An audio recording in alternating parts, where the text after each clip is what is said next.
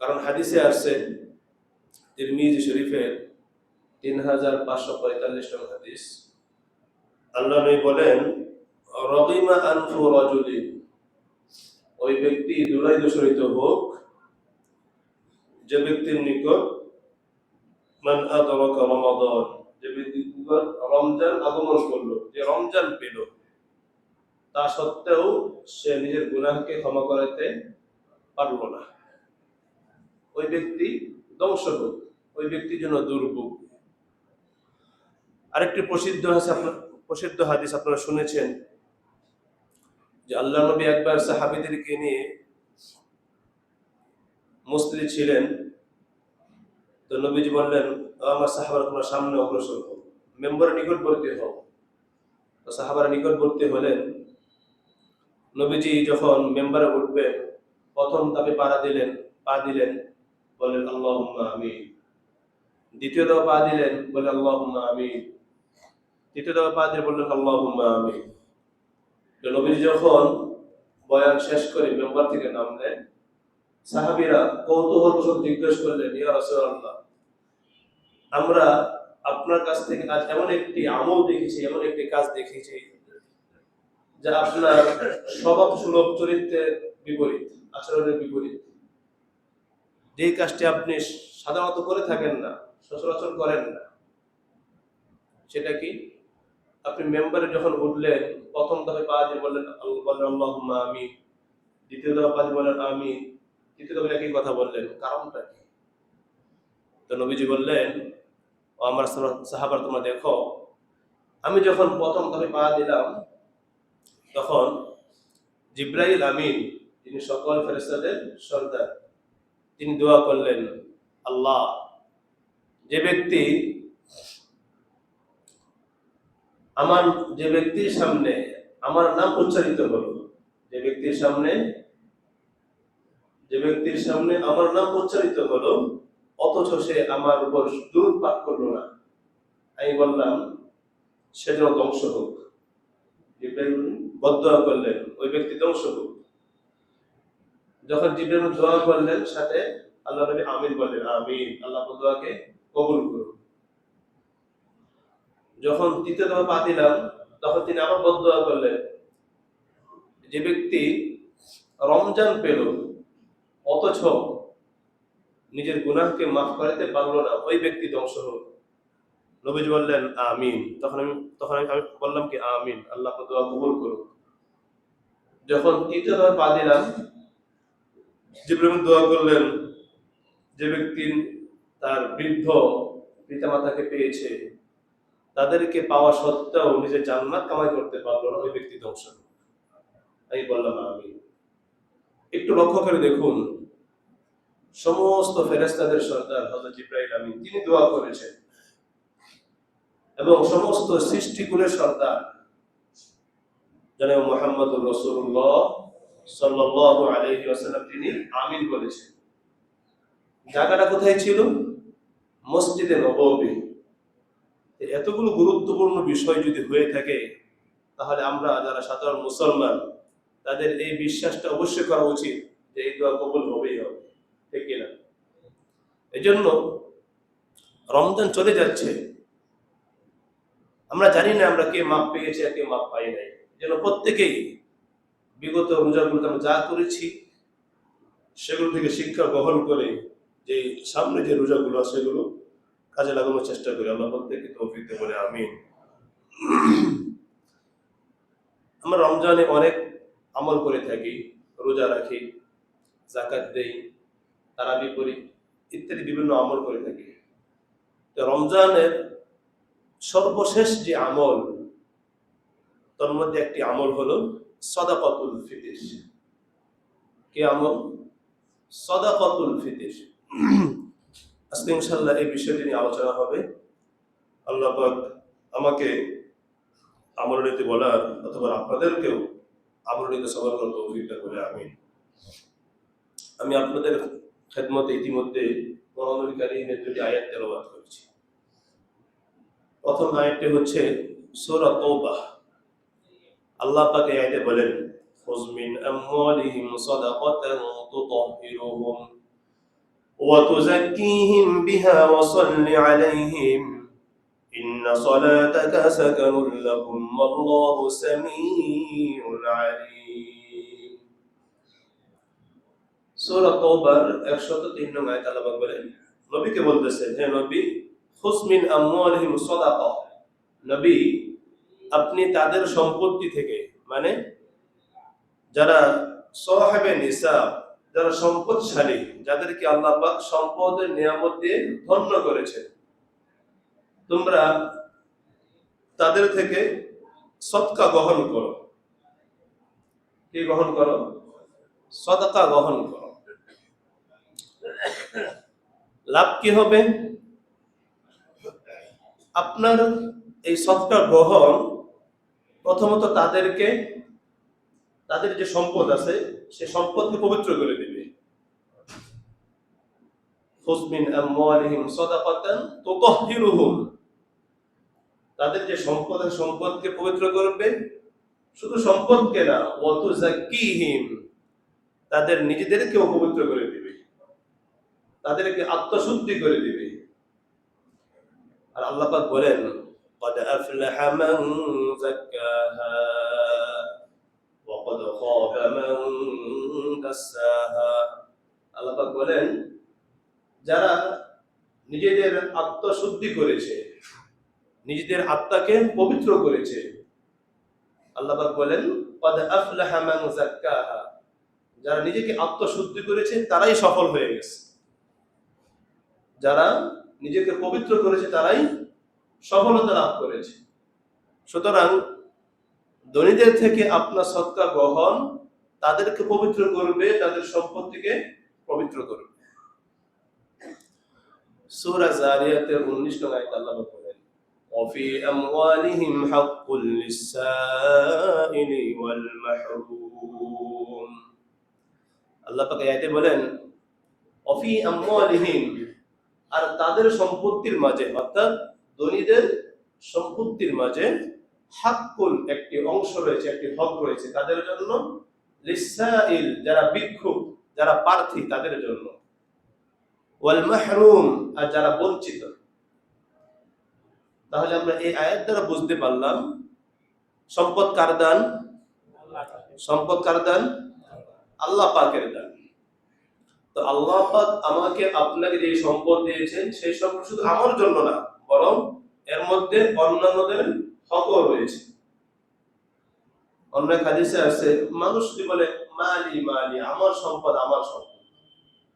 সম্পদ আমার বাড়ি আমার গাড়ি মানুষ এটা বলে অথচ আল্লাহ নবী কি বলেন আল্লাহ নবী বলেন তোমার সম্পদ শুধু 3টা যা তুমি তোমার পেটে ঢুকালে যা আহার করলে সেটাই তোমার সম্পদ 2 নাম্বার তুমি যেই পোশাক যেই পরিচ্ছদ পরিধান করেছো সেটাই তোমার সম্পদ 3 নাম্বার হচ্ছে তুমি তোমার আখিরাতের জন্য পরকালের জন্য যা জমা রেখেছো সেটাই তোমার সম্পদ এছাড়া যা আছে যখন আমার আপনার চোখটা বন্ধ হয়ে যাবে দেখবেন আমার বলতে আর কিছু নেই থাকবে কিছুই থাকবে না তো নবীজি বলেন তোমার সম্পদ শুধু এই 3টা সম্পদই আছে যা খেলে সেটা তোমার যা পরিধান করলে সেটা তোমার আর যা তুমি আখিরাতের জন্য রাখলে সেটাই তোমার এছাড়া যা আছে সব অন্যদের হক হয়তো সন্তানের হক স্ত্রীর হক বাবা মার হক বা অন্যান্য আত্মীয়স্বজনের হক তো আল্লাহ পাক বলেন ওয়াফি আমওয়ালিহিম হাক্কুল লিসাইলি ওয়াল মাহরুম যে ধনীদের সম্পদের মধ্যে যারা সাইল যারা প্রার্থী ভিক্ষুক তাদের জন্য হক রয়েছে ওয়াল মাহরুম আর যারা বঞ্চিত এর ব্যাখ্যা হলো সাইল এরকম আমরা স্পষ্ট বুঝি যিনি ভিক্ষা করেন মানুষের কাছে চান নিজের প্রয়োজনকে প্রকাশ করেন তাকে বলা হয় সাইল আরেক হলো মাহরুম কারা যারা বঞ্চিত এর বঞ্চিত অর্থ হলো 2টি অর্থ হয়তো আল্লাহ পাক তাদেরকে সম্পদ দেন নাই সম্পদে বঞ্চিত করেছেন অথবা দিয়েছেন তাদের সম্পদ ধ্বংস হয়ে গেছে এটা একটা অর্থ 2 নাম্বার অর্থ হলো আমাদের মাঝে আমাদের সমাজে আমাদের দেশে এমন অনেক মানুষ আছে যাদের প্রয়োজন আছে কিন্তু তারা লোক লজ্জায় নিজের আত্মসম্মানকে ঠিক রাখার জন্য মানুষের কাছে নিজের প্রয়োজনকে প্রকাশ করে, গোপন রাখে। আল্লাহ বলেন ওয়াল মাহরুম, তারা হলো বঞ্চিত।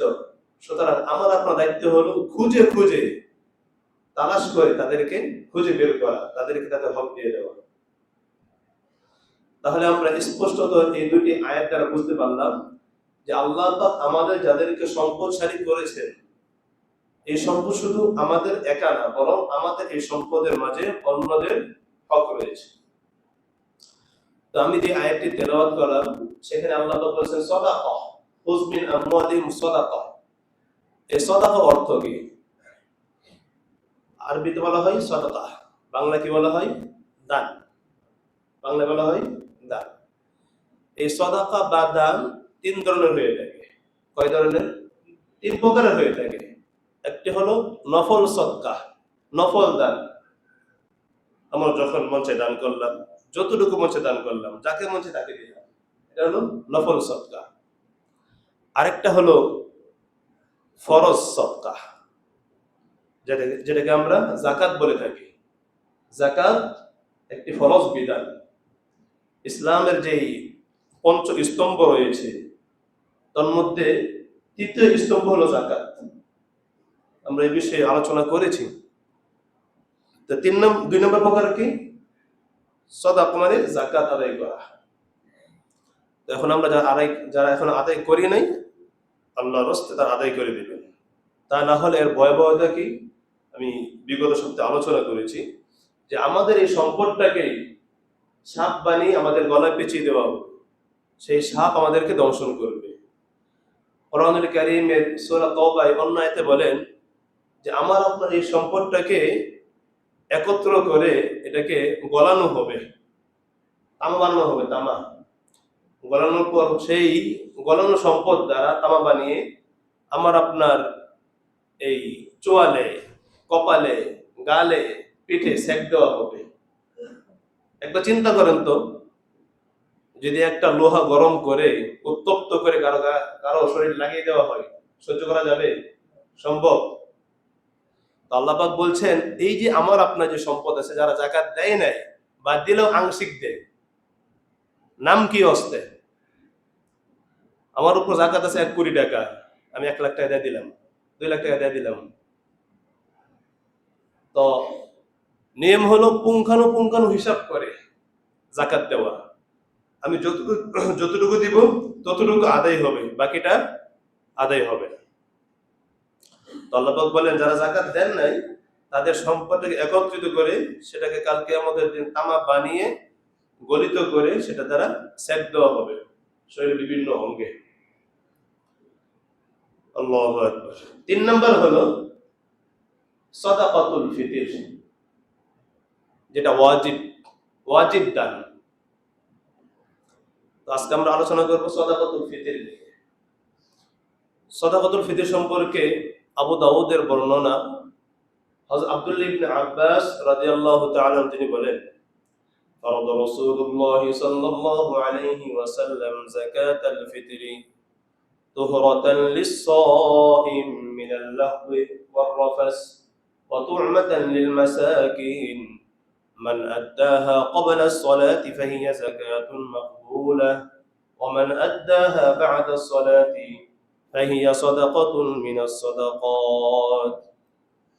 রঈসুল মুফাসসিরিন হযরত আব্দুল্লাহ ইবনে আব্বাস তিনি নবীজির হাদিস বর্ণনা করেছেন। তিনি বলেন যে আল্লাহর নবী যাকাতুল ফিতর অর্থাৎ সাদাকাতুল ফিতরকে ফরজ করে দিয়েছেন। ফরজ মানে এখানে একটা বিষয় বোঝার হলো, এখানে শব্দ আছে আল্লাহ নবী ফরজ করেছেন।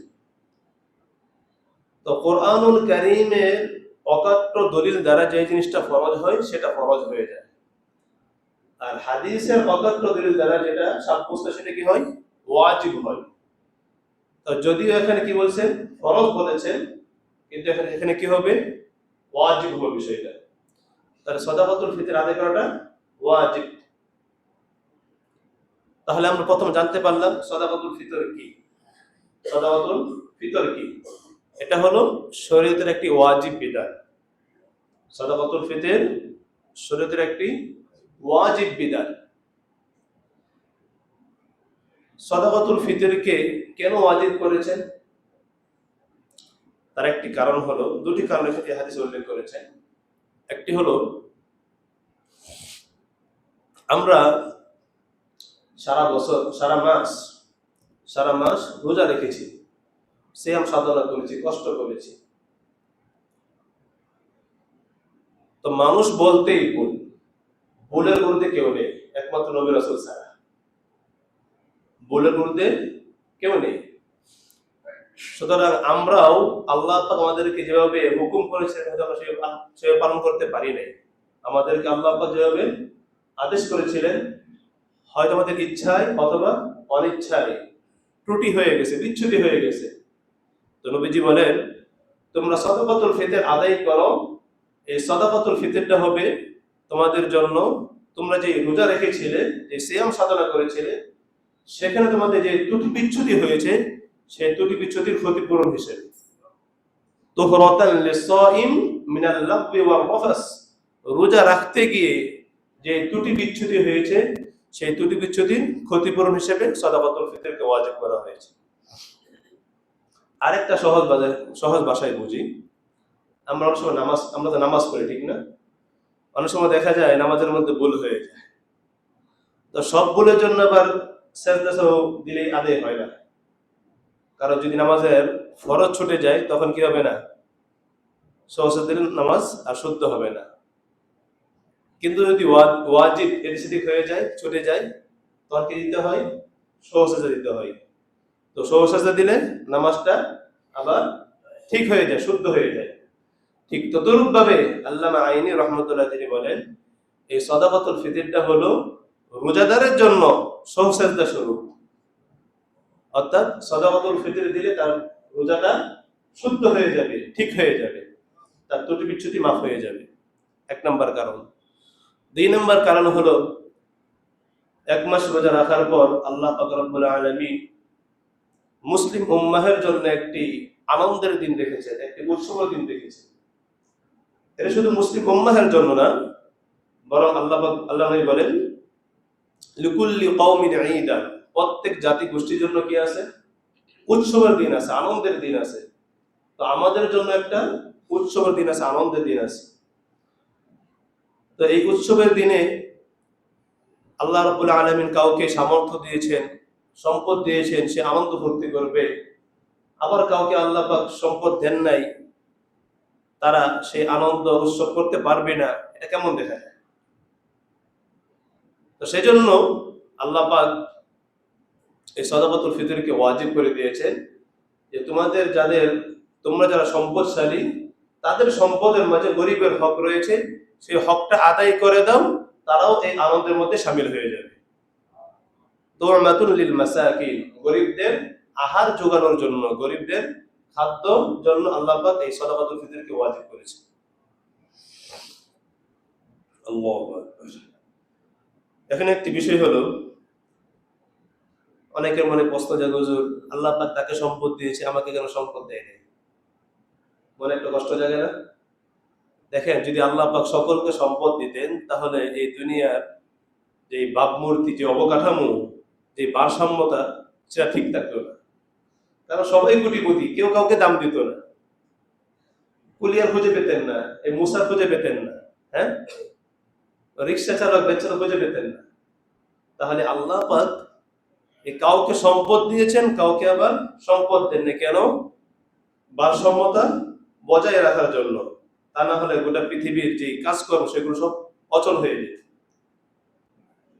আল্লাহু আকবার। এই জন্য আল্লাহ পাক যাদেরকে সম্পদ দিয়েছে, তাদের জন্য শুকরিয়া আদায় করা, আর সেখানে গরিবের যে হক আছে, সেই হকগুলোকে আদায় করে দেওয়া। তাহলে আমরা জানতে পারলাম সাদাকাতুল ফিতর কি। 2 নাম্বার, কেন ওয়াজিব করেছেন। 3 নাম্বার, সাদাকাতুল ফিতর কাদের উপর ওয়াজিব? সাদাকাতুল ফিতর কাদের উপর ওয়াজিব? বুখারীর বর্ণনা হযরত আব্দুল্লাহ ইবনে ওমর রাদিয়াল্লাহু আনহু বর্ণিত, তিনি বলেন যে ফারাদা রাসূলুল্লাহ সাল্লাল্লাহু আলাইহি ওয়াসাল্লাম যাকাতাল ফিতর صاعا من تمر أو صاعا من شعير على العبد والحر والذكر والأنثى والصغير والكبير من المسلمين.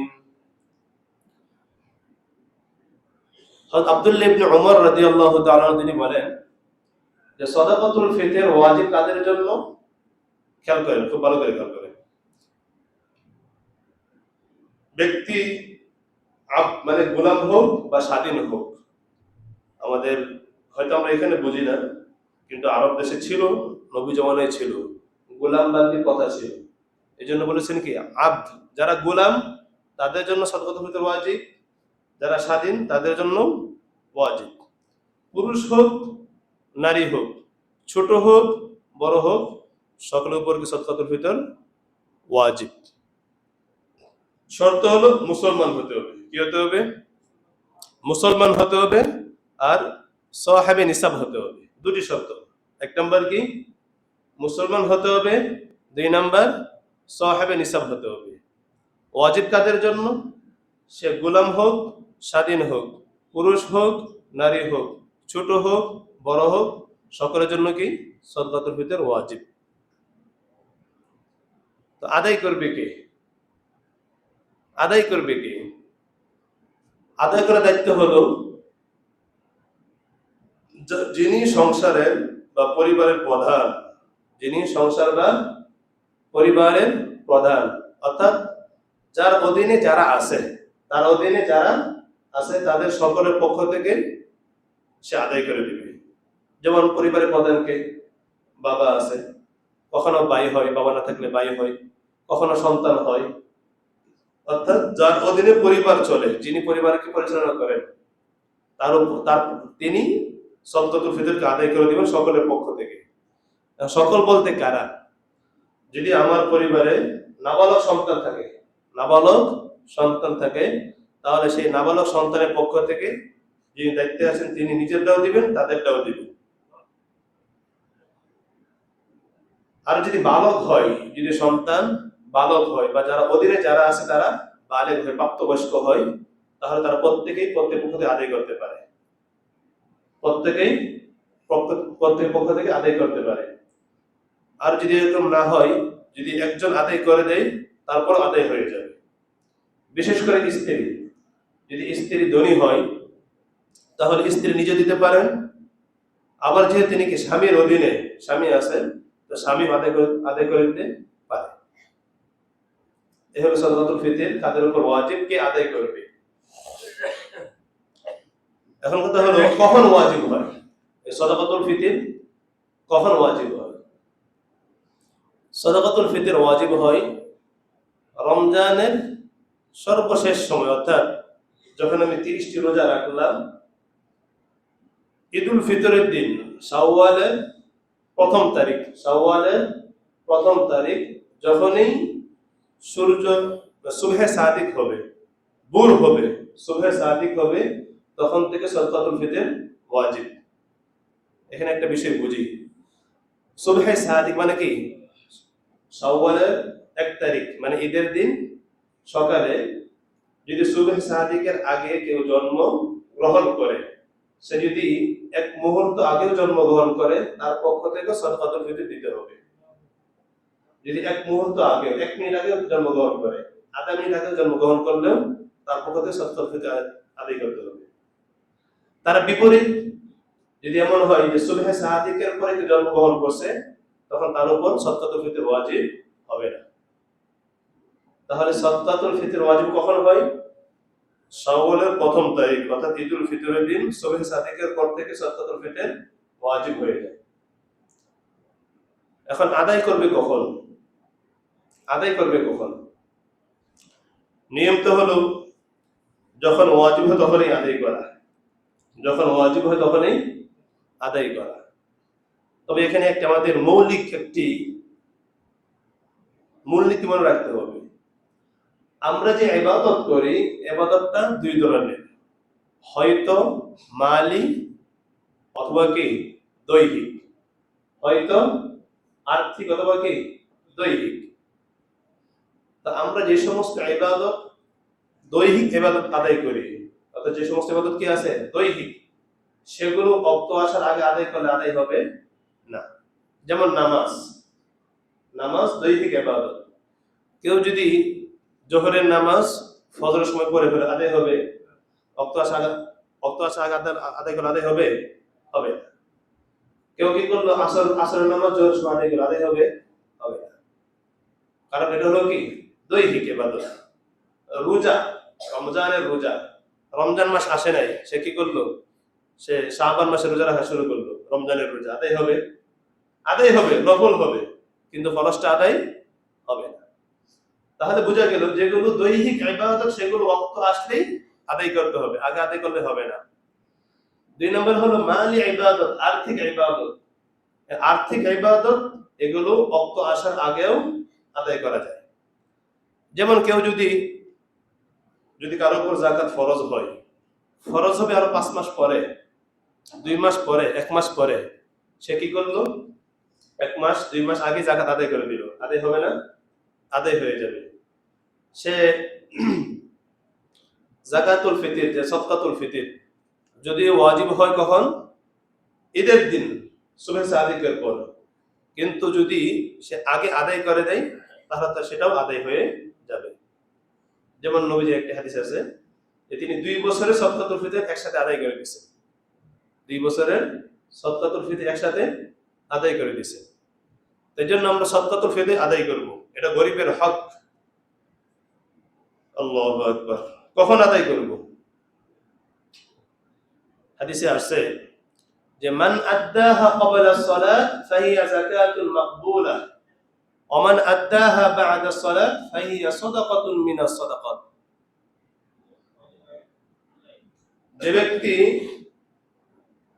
যে ব্যক্তি ঈদের নামাজের আগে, যে ব্যক্তি ঈদের নামাজের আগে সদকাতুল ফিতর আদায় করবে, তার সদকাটা সদকাতুল ফিতর হিসেবে কবুল হবে, গ্রহণযোগ্য হবে। যে ব্যক্তি ঈদগাহে যাওয়ার পূর্বে সদকাতুল ফিতর আদায় করবে, তার সদকাটা সদকাতুল ফিতর হিসেবে আদায় হবে, গ্রহণীয় হবে। বললাম তো যে ঈদের আগে, ঈদের নামাজের আগে, আপনি 1 দিন হোক 2 দিন হোক সমস্যা নেই, অর্থাৎ ঈদের নামাজের আগেই আদায় করতে হবে, ঈদের নামাজের আগেই আদায় করতে হবে। নবীজি বলেন ওমান আদ্দাহা বা'দা সালাত, যে ব্যক্তি ঈদের নামাজের আগে আদায় করতে পারলো না, সে পরে আদায় করলো, ঈদগাহ থেকে এসে পরে আদায় করলো, তারটা আদায় হবে, কিন্তু সদকাতুল ফিতর না। ওই যে আমরা সারা বছর যে নফল সদকা দেই, সারা বছর যে নফল সদকা দেই, সেই সদকায় আদায় হবে।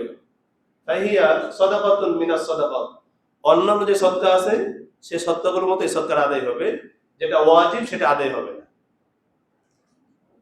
তাহলে খুব লক্ষণীয় বিষয়। আমরা অনেক অবহেলা করে থাকি যে ঠিক আছে ঈদের পরে এসে দিব না। আপনি ঈদের পরে দিবেন ঠিক আছে, কিন্তু সেটা আপনার সদকাতুল ফিতর আর আদায় হবে না, ওয়াজিবটা আদায় হবে না, সেটা কি হবে? নফল আদায় হবে। যদি আপনি আদায় করতে তাহলে ঈদের আগেই আদায় করতে হবে। আল্লাহ সকলকে বোঝার তৌফিক দান করুন। এখন আমরা সদকাতুল ফিতর কিসের দ্বারা আদায় করব? সদকাতুল ফিতর কিসের দ্বারা আদায় করব?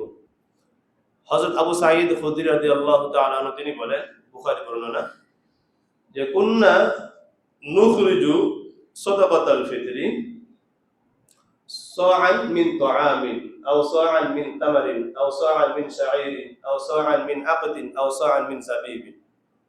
অন্য হাদিস আছে নিসফু সাআইন মিন বুররিন আও কমহিন। এই হাদিসের সারাংশ হলো যে রাসূলের জামানায় সদকাতুল ফিতর আদায় করতেন 5টি জিনিসের দ্বারা। কয় জিনিসের দ্বারা? 5টি জিনিসের দ্বারা। 1 নম্বর হলো খেজুর, 2 নম্বর জব, 3 নম্বর কিশমিশ, 4 নম্বর পনির, 5 নম্বর গম বা আটা। এই 5টি জিনিস দ্বারা সদকাতুল ফিতর আদায় করা হয়ে থাকে। এখন 5টির মধ্যে পরিমাপে পার্থক্য আছে। কেউ যদি গম বা আটা দ্বারা দিয়ে থাকে, গম বা আটা দিয়ে থাকে, তাহলে সেক্ষেত্রে হলো নিসফুন মিন বুররিন আও কমহিন। গম বা আটা দ্বারা দিলে অর্ধ সা হবে। কি হবে? অর্ধ সা। সা একটা রাসূলের জামানায় একটি মানে পরিমাণের নাম, একটি হিসাবের নাম। যেমন আমরা এখন বর্তমানে পাল্লা আছে, বিভিন্ন স্কেল আছে, সেটা সেটা রাসূলের জমানায় একটা কি ছিল, পরিমাপ ছিল। এটা আধুনিক হিসাবে, আধুনিক মাপ হিসেবে, আধুনিক হিসেবে সেটা হলো 1 কেজি 650 গ্রাম অর্ধচা। অর্ধচা কতটুকু? 1 কেজি 650 গ্রাম অর্ধচা। আর যদি কেউ খেজুর, জব, কিশমিশ, পনির এগুলো আদায় করে থাকে তাহলে দিতে হবে 1 চা। তাহলে ডাবল কত হবে? অর্ধচা ডাবল কত হবে? 3 কেজি 300 গ্রাম। 3 কেজি 300 গ্রাম। তাহলে যদি কেউ গম বা আটা দ্বারা দিয়ে থাকে তাহলে হবে বড় দোসা, অর্থাৎ 1 কেজি 650 গ্রাম। আর যদি কেউ জব, কিশমিশ, পনির, খেজুর দ্বারা দেয় তাহলে হবে 3 কেজি 300 গ্রাম। এখন এখানে একটা প্রশ্ন জাগে, হুজুর গমের দাম তো কম, আটার দাম কম, তাহলে এটা কম দিল, অথচ খেজুর 1000 টাকা আছে, 2000 টাকাও আছে, হ্যাঁ কেজি। পনিরের দাম বেশি, কিশমিশের দাম বেশি, সবকিছুর দাম বেশি, সেগুলো একসা কেন? তার কারণ হলো তখনকার জমানায়, রাসূলের জমানায় গম বা আটা এটার উৎপাদন ছিল কম। আপনারা বুঝেন, ভালো করে জানেন, যে জিনিসের উৎপাদন কম তার দাম বেশি। মার্কেটে যেটা কম পাওয়া যায় সেটা কি দাম বেশি, যেটা অ্যাভেলেবেল সেটা কি দাম কমে যায়। তো রাসূলের জমানায় গম আটা ছিল কম, সাধারণত উৎপন্ন হতো না, এই জন্য অর্ধ সাইজ ছিল সেই কত 1 চার সমান বা তার চেয়ে বেশি। কিন্তু পরবর্তী দেখা গেছে গম বা আটা বেশি পাওয়া যায়, পরে কি খেজুর বা জব এগুলা কম। এই জন্য আল্লাহ নবী বলছেন কেউ যদি জব আটা বা গম দ্বারা দেয় তাহলে কি নিসফেসা, কারণ তখন কম ছিল, দাম বেশি ছিল। খেজুর তখনকার অ্যাভেলেবেল খাবার ছিল, যেমন আমরা ভাত খাই, সেখানকার কি খাদ্য কি খেজুর, এই জন্য সেখানে দামটা কম ছিল। এ হলো হিকমত আর কি, মানে অর্থ একসাথে হিকমত। এখন একটি লক্ষণীয় বিষয় হলো যে আমরা সকলে তো এক সমান না। এখানে যারা সবাই কি এক সমান? আল্লাহ পাক সকলকে এক সমান সম্পদ দিছে না। আল্লাহ পাক কারো উপার্জন সক্ষমতা বেশি দিছে, কারো কম দিছে, কারো অর্থ সম্পদ বেশি, কারো অর্থ সম্পদ কম। আল্লাহ পাক যাকে যে সম্পদ দিয়েছেন, যাকে যে সামর্থ্য দিয়েছেন, উচিত হলো তার জন্য সেই সামর্থ্য অনুযায়ী খরচ করা। আমি যদি সামর্থ্যের বাহিরে খরচ করি সেটা আদায় হবে, কিন্তু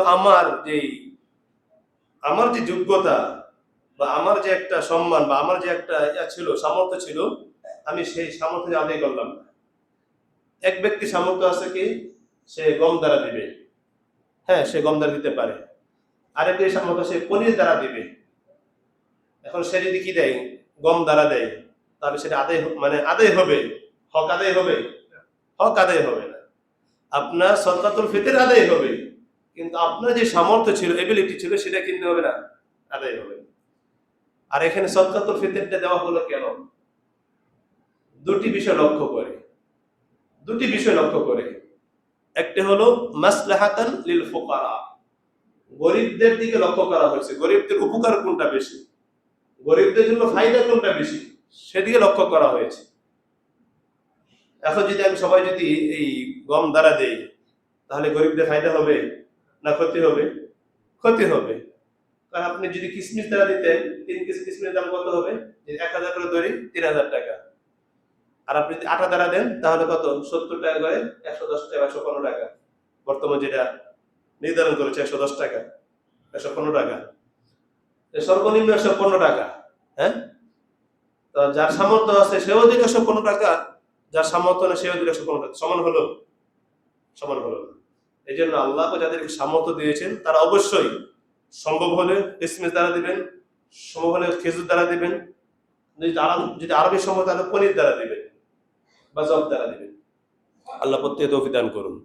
তো বলতেছিলাম এই সদকাতুল ফিতরকে ওয়াজিব করেছে দুটি কারণে। একটি হলো এটা হলো মাসলাহাতান লিল ফুকারা, গরিবদের কল্যাণের দিকে তাকে সদকাতুল ফিতরকে ওয়াজিব করা হয়েছে। দুই নাম্বার হলো ইবাদাতুন লিল আগনিয়া, ধনীদের জন্য ইবাদত স্বরূপ।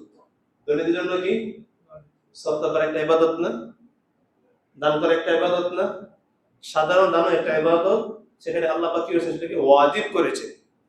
অর্থাৎ কল্যাণ দুই দিকেই, একদিকে ধনীদের ইবাদত হচ্ছে, অপরদিকে গরিবদের উপকার হচ্ছে। আল্লাহ পাক প্রত্যেককে বোঝার তৌফিক দান করুন।